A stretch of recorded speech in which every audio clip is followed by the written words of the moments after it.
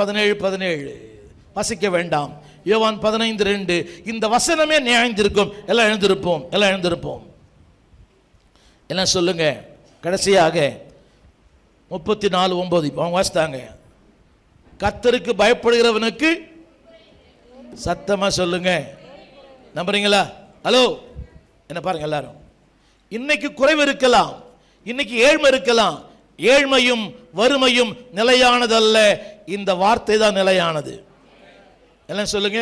ஏழ்மையும் வறுமையும் நிலையானதல்ல, இந்த வார்த்தை நிலையானது. நம்புறீங்களா சிஸ்டர்? உங்களுக்கு கூட தான். இதெல்லாம் நிலையானதே இல்லை. நாங்களாம் அதெல்லாம் கடந்து தான் வந்தோம்.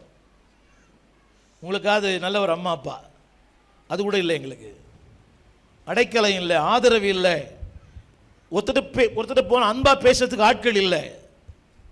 இதனால் எது புரியுது? இவர் ஒருவரே அடைக்கலம். ஆமீன் சொல்லுங்க. கர்த்தருக்கு பயந்தவர்களுக்கு என்ன போட்டிருக்குது? கர்த்தருக்கு காரியத்தின் கடைத்தொகை என்ன? 2 காரியம்தான். ஒன்று கர்த்தருக்கு, இன்னொன்று அவருடைய கற்பனைன்னா சட்ட திட்டங்களுக்கு கீழ்ப்படிவது. இன்னைக்கு யாருமே என்ன, நானே ராஜா நானே மந்திரி. நான் அடிக்க யோசிப்பேன், ரொம்ப பைபிள் தெரிஞ்சாலே பிரச்சனை போல. பைபிள் தெரிய என்ன வரணும்? தாழ்மை வரணும். தாழ்மை வர வர என்ன வரும்?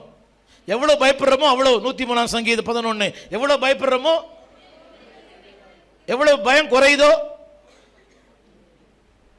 என்னையா கிருபை குறைஞ்சிரும்.